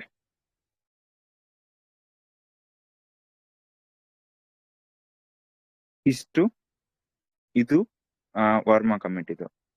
ಇಷ್ಟು ಫಂಡಮೆಂಟಲ್ ಡ್ಯೂಟೀಸ್. ಈಗ ನಾವು ನೋಡೋಣ ಈ ಟಾಪಿಕ್ ಸಂಬಂಧಪಟ್ಟಿರ್ತಕ್ಕಂಥ PYQs ನೋಡೋಣ.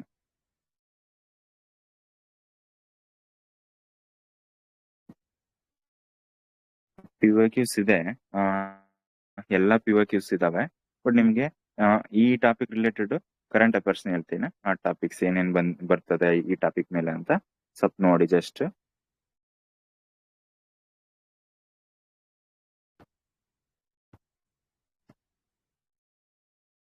ಈ ಫಂಡಮೆಂಟಲ್ ಡ್ಯೂಟಿಗೆ ಸಂಬಂಧಪಟ್ಟಿರ್ತಕ್ಕಂಥದ್ದು ನೋಡಿ.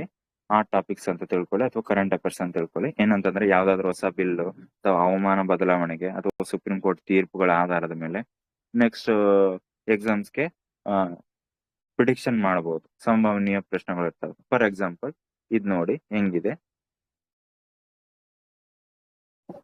ಮೇ ಬಿ ಕ್ವಶನ್ ಕಾಣಿಸ್ತಿದೆ ಅಂತ ಅನ್ಕೊಂಡಿದ್ದೀನಿ.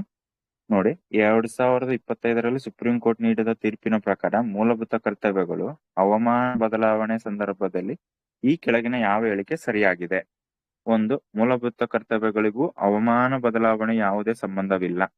2, ಅನುಚ್ಛೇದ ಆರ್ಟಿಕಲ್ 51A ಸಬ್ಕಲ್ಸ್ GL ಅಡಿಯಲ್ಲಿ ಪರಿಸರ ಸಂರಕ್ಷಣೆ ಕರ್ತವ್ಯ ಹವಾಮಾನ ಬದಲಾವಣೆ ತಗ್ಗಿಸುವ ಕ್ರಮವನ್ನು ಒಳಗೊಂಡಿದೆ.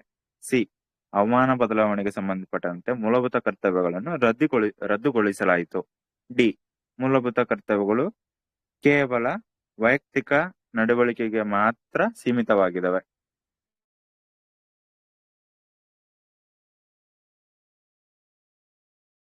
ಆನ್ಸರ್ ಮಾಡಿ sir. I hope is audible and screen is visible ಅಂತ ಅನ್ಕೊಂಡಿದ್ದೀನಿ. ಇದಕ್ಕೆ ಆನ್ಸರ್ ಮಾಡಿ sir.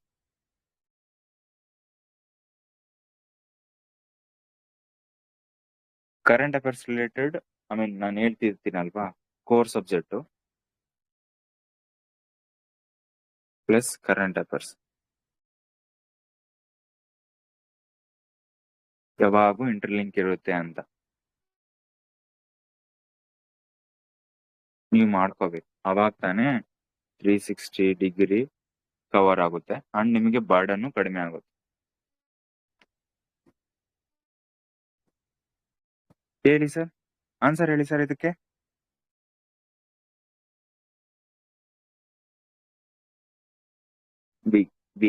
B. Super super. Thank you sir. Next next ನೋಡೋಣ. ನೋಡಿ, ಅನುಚ್ಛೇದ 51G ಅಡಿಯಲ್ಲಿ ಪರಿಸರ ಸಂರಕ್ಷಣಾ ಕರ್ತವ್ಯಗಳು ಹವಾಮಾನ ಬಗ್ಗೆ ತಗ್ಗಿಸುವ ಕ್ರಮಗಳು ಒಳಗೊಂಡಿದೆ. ಸೂಪರ್. ಯಾಕಂತಂದ್ರೆ ನೋಡಿ, ಯಾಕೆ ವಿವರಣೆ ಗೊತ್ತಾಗಬೇಕಲ್ವಾ.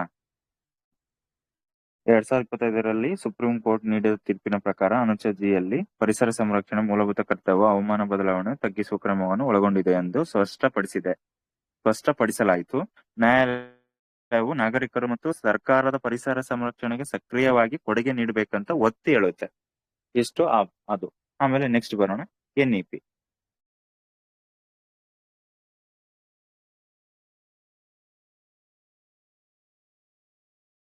ನೋಡಿ, ಸಾರಿ, ಕ್ವಶನ್ ಆಯ್ತಲ್ಲ.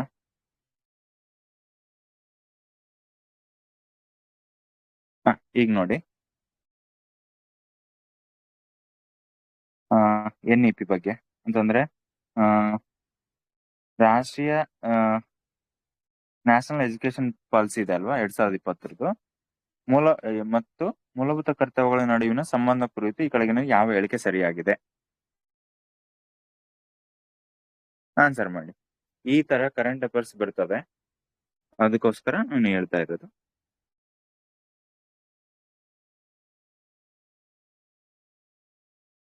ನೆಕ್ಸ್ಟ್ ಏನು ಎಲ್ಲ ಅಂತ ಡೀಟೇಲ್ಸ್ ಇದೆ. ನೆಕ್ಸ್ಟ್ ನೋಡಿ, ಇಲ್ಲಿ ಮತ್ತೆ ಇದಕ್ಕೆ ಸಂಬಂಧಪಟ್ಟಿರ್ತಕ್ಕಂಥ ಡಿಜಿಟಲ್ ಯುಗದಲ್ಲಿ ಮೂಲಭೂತ ಕರ್ತವ್ಯಗಳು ಪ್ರಸ್ತುತತೆ ಕುರಿತು ಈ ಕೆಳಗಿನ ಯಾವ ಹೇಳಿಕೆ ಸರಿಯಾಗಿದೆ? ಫುಲ್ ಡೀಟೇಲ್ಸ್ ಆಗಿರುತ್ತೆ. ಬಗ್ಗೆ ವೈಜ್ಞಾನಿಕ ಮನೋಭಾವ ಮತ್ತು ವಿಚಾರ ತಿಳಿಸೋದು. ಸಿ. ಸೂಪರ್ ಸರ್, ಸಿ ಮಾಡ್ತಕ್ಕಂಥ ಸೂಪರ್ ಕರೆಕ್ಟ್. ಅದಕ್ಕೆ ಲಾಸ್ಟ್ ಒನ್ಗೆ NEPಗೆ ಸಿ. ಬಿಕಾಸ್ NEP ಮೂಲಭೂತ ಕರ್ತವ್ಯಗಳನ್ನು ಪಠ್ಯಕ್ರಮದಲ್ಲಿ ಅಳವಡಿಸಲು ಮತ್ತು ವಿದ್ಯಾರ್ಥಿಗಳಲ್ಲಿ ನಾಗರಿಕ ಮೌಲ್ಯಗಳನ್ನು ಬೆಳೆಸಲು ಒತ್ತಿ ನೀಡುತ್ತೆ, ಮೀನ್ಸ್ ಹೇಳುತ್ತೆ.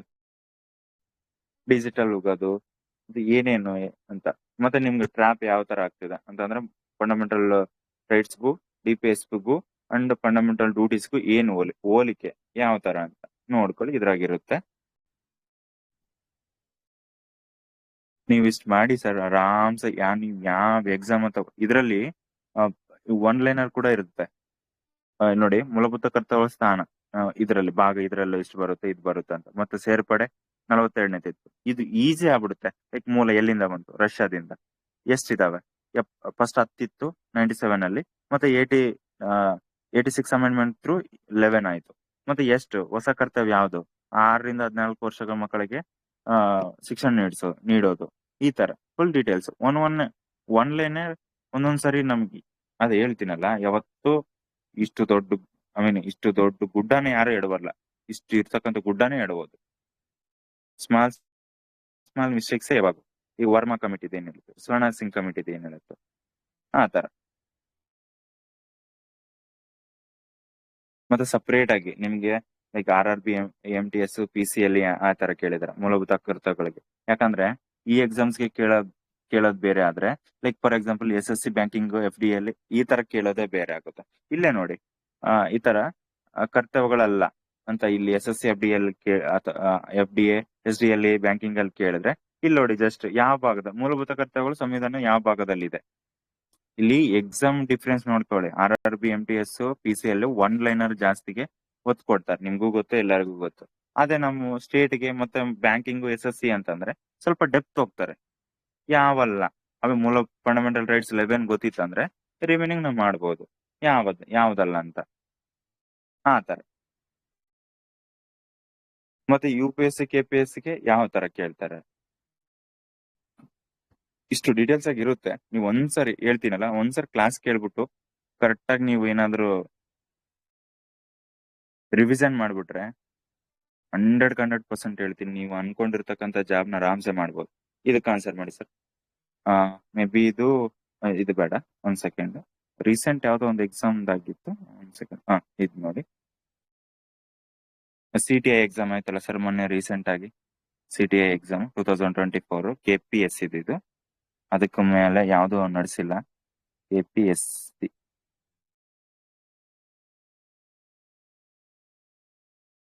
KPSC ಎಕ್ಸಾಮ್ ನೋಡಿ. with reference to the fundamental duties, which of the following committee was set up by the government of Indian? ಯಾವ್ದು? ಸ್ವರ್ಣ ಸಿಂಗ, ರಾಜಚಲ್ಲಯ್ಯ ಕಮಿಟಿನ, K V. Kamath, Balwantrai Mehta. Balwantrai Mehta local government ಬರುತ್ತೆ, ರಾಜಚಲ್ಲಯ್ಯ ಎಕನಾಮಿಕ್ ಬರುತ್ತೆ, ಕಾಮತ್ ಎಕನಾಮಿಕ್ ಬರುತ್ತೆ. ಸ್ವರ್ಣ ಸಿಂಗ್ ಇರೋದೇ ಒಂದು. ವರ್ಮಾ ಕಮಿಟಿ ಕೊಟ್ಟಿದ್ರೆ ಏನೋ ಗೊತ್ತಾಗುತ್ತೆ. ಸ್ವರ್ಣ ಸಿಂಗ್ ಕಮಿಟಿ. CTA ಎಕ್ಸಾಮ್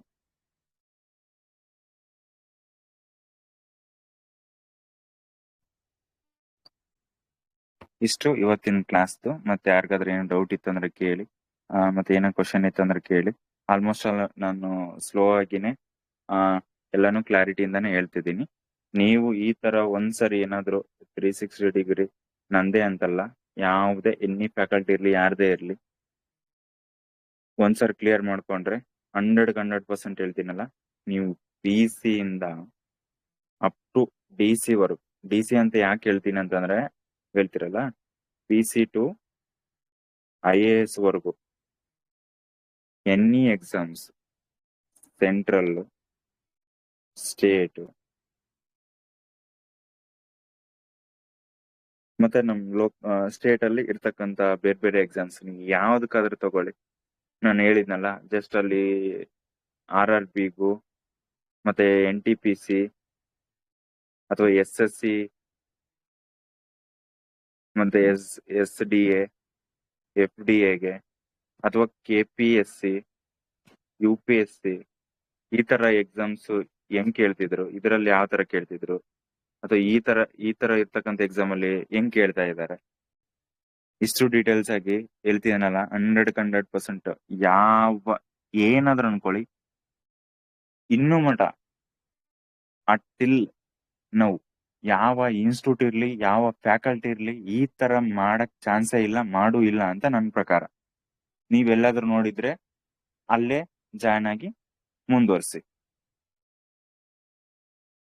ಈ ತರ ಕರೆಂಟ್ ಅಫೇರ್ಸ್, ಕೋರ್ ಸಬ್ಜೆಕ್ಟ್ ಮತ್ತೆ ಪ್ಲಸ್ ಕರೆಂಟ್ ಅಫೇರ್ಸ್ ನ, ಅದು ಕೂಡ ಯಾವ ತರ ಟಾಪಿಕ್ ವೈಸ್ ಯಾರಾದ್ರೂ ಮಾಡ್ತಿದಾರ? ಸಬ್ಜೆಕ್ಟ್ ವೈಸ್ ಮಾಡೋರು ಇರ್ತಾರೆ, ಬಟ್ ಟಾಪಿಕ್ ವೈಸ್ ಮಾಡೋರು ಇರ್ತಾರ? ಇದಾರ? ನೋಡಿದೀರಾ?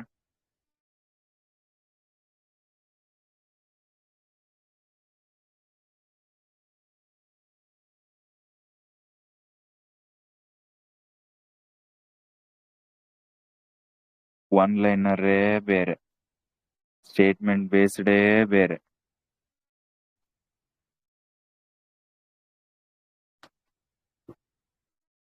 ಮತ್ತೆ ಅದರಲ್ಲಿ ಏನ್ ಟ್ರ್ಯಾಪ್ ಆಗುತ್ತೆ ಅನ್ನೋದು.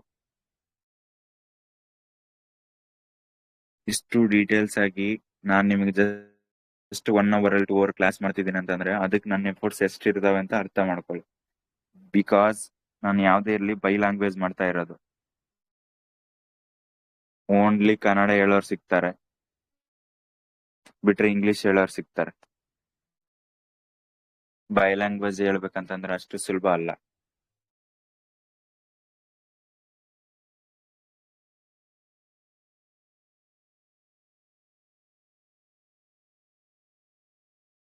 ಓಕೆ, ಮೇ ಬಿ ಈ ತರ core subject, current affairs include ಮಾಡಿ ಅದು ಟಾಪಿಕ್ ವೈಸ್ ಹೇಳೋದು ನನ್ನ ಪ್ರಕಾರ ಡೌಟ್.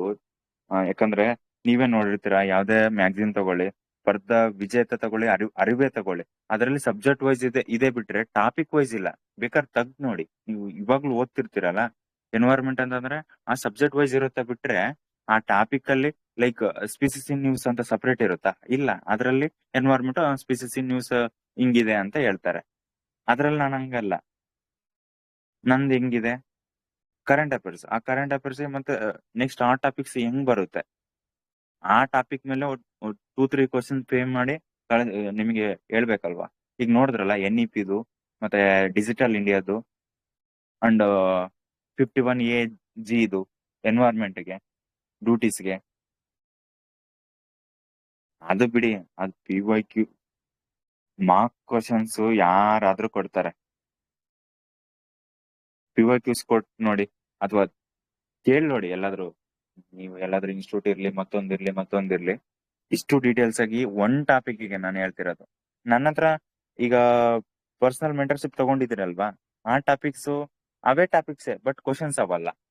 ಬೇಕಾದ್ರೆ ನೋಡ್ಕೊಳ್ಳಿ, ಕಂಪ್ಯಾರಿಸನ್ ಮಾಡ್ಕೊಳ್ಳಿ, ಅಲ್ಲಿರ್ತವೆ, ಕಾಪಿ ಪೇಸ್ಟ್ ಮಾಡ್ತಾರೆ ಅಂತ ಅನ್ಕೊಂಡಿರ್ಬೋದು. ತೆಗ್ದು ನೋಡ್ಕೊಳ್ಳಿ, ಗೊತ್ತಾಗುತ್ತೆ. ಈಗ ಯಾವ ಕೂಡ ನಾನು ಓನ್ ಆಗಿ ತೆಗೆದು ಕೊಟ್ಟಿರಲ್ಲ. ಕರೆಂಟ್ ಅಫೇರ್ಸ್ ಮಾತ್ರ ನಾನು ಆ ಸಬ್ಜೆಕ್ಟ್ಗೆ ಇಂಟರ್ಲಿಂಕ್ ಮಾಡ್ಬಿಟ್ಟು ಕೋರ್ ಸಬ್ಜೆಕ್ಟ್ಗೆ ಲಿಂಕ್ ಮಾಡ್ತೀನಿ. ನಾನು ಹೇಳ್ತಿದ್ದೀನಲ್ಲ, ಕರೆಂಟ್ ಅಫೇರ್ಸ್ ಅಂತ ಒತ್ತು ಕೊಟ್ಟು ಟೈಮ್ ವೇಸ್ಟ್ ಮಾಡ್ಕೋಬೇಡಿ. ನಾನು ಎವ್ರಿ ಟಾಪಿಕ್ಗೆ ಸಂಬಂಧಪಟ್ಟಿರ್ತಕ್ಕಂಥ ಕೋರ್ ಸಬ್ಜೆಕ್ಟ್ ನ ಕರೆಂಟ್ ಅಫೇರ್ಸ್ಗೆ ಇಂಟರ್ಲಿಂಕ್ ಮಾಡಿ ಅಲ್ಲೇ ಸಬ್ಜೆಕ್ಟ್ ಅಲ್ಲೇ ಕವರ್ ಮಾಡ್ತಿರ್ತೀನಿ ನಾನು.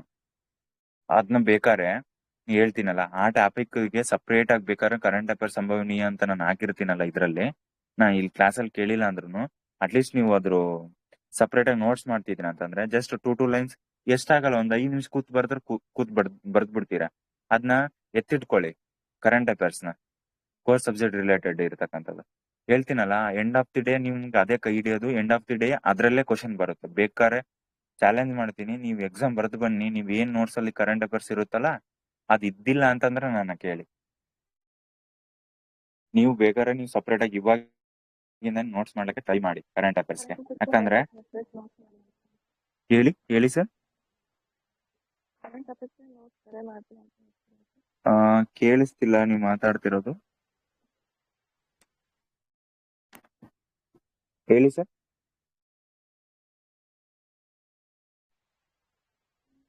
ಕರೆಂಟ್ ಅಫೇರ್ಸ್ ನೋಟ್ಸ್ ಬೇರೆ ಮಾಡ್ತೀವಿ ಅಂತ ಹೇಳ್ತೀವಿ. ಕರೆಂಟ್ ಅಫೇರ್ಸ್ ಬೇರೆ ನೋಟ್ಸ್ ಮಾಡ್ರಿ ಅಂತ ಹೇಳ್ತೀವಿ. ಹಾ ಹೌದು, ಹೇಳ್ತಿದ್ದೀನಿ. ಅಂದ್ರೆ ನಿಮ್ಗೆ ಈಸಿ ಆಗ್ಲಿ ಅಂತ ನಾನು ಹೇಳ್ತಾ ಇರೋದು. ಬಿಕಾಸ್ ಇಲ್ಲಿ ಟಾಪಿಕ್ ವೈಸ್ ಪ್ರಿಪರೇಷನ್ ಮಾಡ್ತಿದೀವಲ್ವಾ. ಈಗ ಫಂಡಮೆಂಟಲ್ ಡ್ಯೂಟೀಸ್ಗೆ ಸಂಬಂಧಪಟ್ಟಿರ್ತಕ್ಕಂಥ 2-3 ಕ್ವಶನ್ಸ್ ಇರ್ತವೆ ಕರೆಂಟ್ ಅಫೇರ್ಸ್ ರಿಲೇಟೆಡ್. ಅದನ್ನ ಅಷ್ಟೇ ಜಸ್ಟ್ ನಿಮ್ಗೆ ಅದು ಒಂದು ಪೇಜಿ ಆಗಲ್ಲ, ಹಾಫ್ ಪೇಜಿಯಲ್ಲಿ ಅಲ್ಲೇ ಬರ್ಕೊಂಡು ಅಲ್ಲೇ ಇಟ್ಕೊಂಡ್ರೆ ಮುಗೀತಲ್ವಾ. ನೆಕ್ಸ್ಟ್ ಟೈಮ್ ಏನಾದ್ರು ನೀವು ಕರೆಂಟ್ ಅಫೇರ್ಸ್ ರಿವಿಷನ್ ಮಾಡ್ಬೇಕಂತಂದ್ರೆ ಮ್ಯಾಗ್ಝಿನು ಮತ್ತೊಂದು ಕ್ಲಾಸು ಮತ್ತೊಂದ್ರ ಮೇಲೆ ಡಿಪೆಂಡ್ ಆಗೋದಕ್ಕಿಂತ ಇದನ್ನೇ ಓದ್ತಾ ಬಂದ್ರೆ ಈ ಕಡೆ ನಿಮ್ಗೆ GK ಪ್ಲಸ್ ಕರೆಂಟ್ ಅಫೇರ್ಸ್ ಎರಡು ಕವರ್ ಆಗುತ್ತಲ್ಲ ಸರ್. ಈಗ ಸೆಂಟ್ರಲ್ ಗೌರ್ಮೆಂಟ್ ಯಾವ್ದೇ ತಗೊಳ್ಳಿ, ಪ್ಯೂರ್ಲಿ ಕರೆಂಟ್ ಅಫೇರ್ಸ್ ಕೇಳಲ್ಲ ಅವರು. ತೆಗ್ದು ನೋಡಿ ಬೇಕಾದ್ರೆ, ನೀವು ಯಾವ ಕ್ವಶನ್ ತೆಗ್ದು ನೋಡಿ, ಪ್ಯೂರ್ಲಿ ಕರೆಂಟ್ ಅಫೇರ್ಸ್ ಕೇಳಲ್ಲ ಅವರು. GKಗೆ ಅಥವಾ ಕೋರ್ ಸಬ್ಜೆಕ್ಟ್ಗೆ ಇಂಟರ್ಲಿಂಕ್ ಇದ್ದೇ ಇರುತ್ತೆ. ಈಗ for example RRB group D application ಹಾಕಿರ್ತೀರಲ್ವಾ, ಅದ್ರಲ್ಲಿ ನೋಡಿ ಬೇಕಾದ್ರೆ ಅಲ್ಲಿ GK ಪ್ಲಸ್ ಕರೆಂಟ್ ಅಫೇರ್ಸ್ ಅಂತ ಹೇಳಿರ್ತಾರೆ, ಬಿಟ್ರೆ ಸಪರೇಟ್ ಆಗಿ GK ಸಪರೇಟ್ ಆಗಿ ಕರೆಂಟ್ ಅಫೇರ್ಸ್ ಇಲ್ಲ. ಗ್ರೂಪ್ ಡಿ ಅಲ್ಲಿ ನೋಡಿ, ಮ್ಯಾಥ್ಸ್ ಇದೆ, ಸೈನ್ಸ್ ಇದೆ, ಕರೆಂಟ್ ಅಫೇರ್ಸ್ ಪ್ಲಸ್ GK ಮತ್ತೆ ರೀಸನಿಂಗ್, ಈ 4 ಸೆಕ್ಷನ್ ಇದೆ. ಇದೊಂದು 4 ಸೆಕ್ಷನ್ಸ್ ಇರುತ್ತೆ. 100 ಕ್ವಶನ್ಸ್ಗೆ 90 ಮಿನಿಟ್ಸ್ ಅಲ್ಲಿ ಮಾಡ್ಬೇಕು.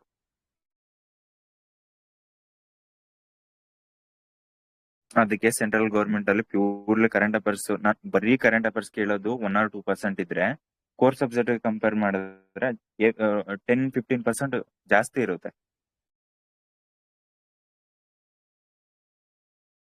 ಓಕೆನಾ?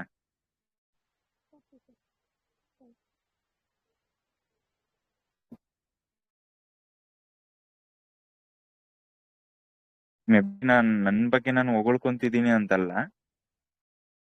ರಿಯಾಲಿಟಿಯಲ್ಲಿ ಹೇಳ್ತಿದ್ದೀನಿ. ಯಾಕಂದ್ರೆ ಇದು ಎಫರ್ಟ್ಸ್ ನಾನು ಹಾಕಿದ್ದೀನಿ, ಅದಕ್ಕೋಸ್ಕರ ನಾನು ಹೇಳ್ತಿದ್ದೀನಿ. ಮತ್ತೊಂದ್ ಕಡೆ ಸಿಗ್ತಿದೆ ಅಂತಂದ್ರೆ ಡೋಂಟ್ ವರಿ, ನಿಮ್ದೇ ಆಯ್ಕೆ ಯಾವಾಗೂ. ನಾನೇನು ರಿಯಾಲಿಟಿ ಒಳಗ ನಿಮಗೆ 100% ಎಫರ್ಟ್ಸ್ ಹಾಕಿ ನಾನು ಏನೊಂದು ನಂಬಿಕೆ ಮೇಲೆ ನಿಮ್ಮನ್ನ ಜಾಯಿನ್ ಮಾಡಿಸ್ಕೊಂಡಿದ್ದೀನೋ ಅದೇ ನಂಬಿಕೆನ ಟಿಲ್ ಡೇಟ್ ವರ್ಗು ಎಂಡ್ ವರ್ಗು ನಾನು ಇಟ್ಕೊಂಡ್ ಬರ್ಬೇಕನ್ನೋದೇ ನನ್ನ ಮೇನ್ ಇಂಟೆನ್ಷನ್. ಟಿಲ್ ಡೇಟ್ ವರ್ಗು ಕನ್ಸಿಸ್ಟೆನ್ಸಿಯಿಂದ ನಾನು ಮೇಂಟೈನ್ ಮಾಡಿದ್ರೆ 100% ಔಟ್ಪುಟ್ ಬಂದೇ ಬರುತ್ತೆ. ನಿಮ್ಗೂ ಗೊತ್ತಿದೆ, ನೆಕ್ಸ್ಟ್ ಇನ್ನೊಂದು 15 days ಮಂತ್ ಅಲ್ಲಿ ಏನೋ ಹೇಳ್ತಿದಾರೆ, ಏನೋ 23,000 ಸಮಥಿಂಗ್ ನೋಟಿಫಿಕೇಶನ್ ಕರಿತೀವಿ ಹಂಗಿಂಗ ಅಂತ. ಬಟ್ ನನ್ಗೆ ಯಾವ್ದೇ ತರ ಕನ್ಫರ್ಮ್ ಡೇಟ್ ಇಲ್ಲ. ನಾನ್ ನಿಮ್ಗೆ ಹೇಳೋದಿಷ್ಟೇ, ಅವ್ರು ಕರೀಲಿ ಬಿಡಿಲಿ, ಇನ್ನು ಮುಂದೆ 6 ತಿಂಗಳಿಗೆ ಪೋಸ್ಟ್ಪೋನ್ ಮಾಡ್ಲಿ, 6 ತಿಂಗಳಾದ್ರೂ ಕೂಡ ನೀವೇ ಓದೋದು. 6 ವರ್ಷ ಆದ್ರೂ ನೀವೇ ಓದೋದು. ಆಯ್ತಾ? ಈ ಟೈಮ್ ವೇಸ್ಟ್ ಮಾಡ್ಕೊಳೋದಕ್ಕಿಂತ ಅಟ್ಲೀಸ್ಟ್ ಎವ್ರಿ ಡೇ 2-4 ಅವರ್ಸ್ ಆದ್ರೂ ಕನ್ಸಿಸ್ಟೆನ್ಸಿಂದ ನೀವು ಮೇಂಟೈನ್ ಮಾಡಿದ್ರೆ ಎಂಡ್ ಆಫ್ ದಿ ಡೇ ನಿಮ್ ಮೇಲೆ ನಿಮ್ ಕಾನ್ಫಿಡೆನ್ಸ್ ಇರುತ್ತೆ ಅಂಡ್ ನೀವು ಅನ್ಕೊಂಡಿರ್ತಕ್ಕಂಥ ಡ್ರೀಮ್ ಜಾಬ್ನ 100% ಮಾಡ್ತೀರಾ. ಅರ್ಥ ಮಾಡ್ಕೊಳ್ಳಿ ನಾನು ಹೇಳ್ತಿರೋದು.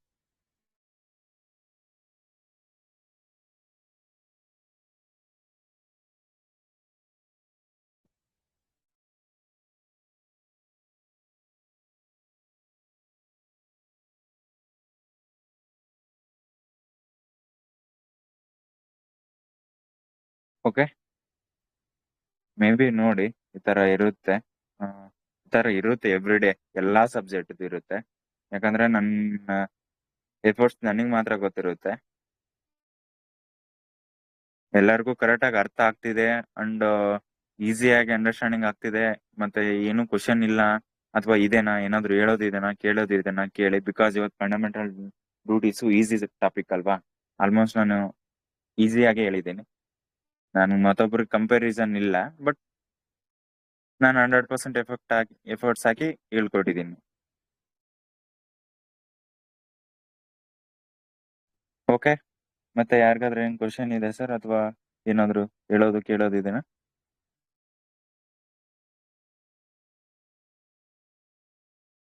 ವೈಸಿ ಪ್ರಿಪ್ ಅಂತ ಇದೆ. ಏನೇ ಡೌಟ್ಸ್ ಇದ್ರು ಮತ್ತೆ ಇನ್ನು ಯಾರಿಗಾದ್ರೂ ಏನೋ ಇತ್ತಂದ್ರು ಕೇಳಿ ಅಥವಾ ಹೇಳಿ. ಇವತ್ತಿನ ಕ್ಲಾಸ್ ಬಗ್ಗೆ ಅಥವಾ ಮತ್ತೆ ಏನಾದ್ರು ಸರ್ ಸ್ಪೀಡ್ ಆಗ್ತಿದೆನಾ ಅಥವಾ ಸ್ಲೋ ಆಗ್ತಿದೆನಾ? ಅಂಡರ್ಸ್ಟ್ಯಾಂಡಿಂಗ್ ಆಗ್ತಿದಲ್ವ ಎಲ್ಲರಿಗೂ?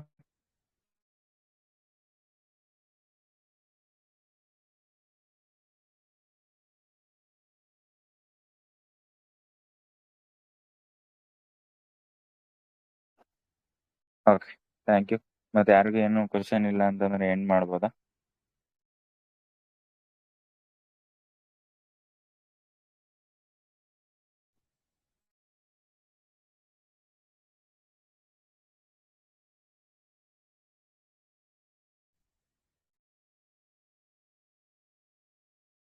Let me confirm anyone. Sir, okay, thank you. ಮತ್ತೆ ನಾಳೆ ಕಂಟಿನ್ಯೂ ಪಾರ್ಟ್ ನೆಕ್ಸ್ಟ್ ಪ್ರೆಸಿಡೆಂಟ್ ಅಲ್ಲಿಂದ ಇದೆ ಅಲ್ವಾ. ಈಗ ಏನು 51 ಕ್ಲಿಯರ್ ಆಗಿದೆ, 52 ಇಂದ ಮತ್ತೆ ಕಂಟಿನ್ಯೂ ಮಾಡೋಣ. Okay, thanks to every one.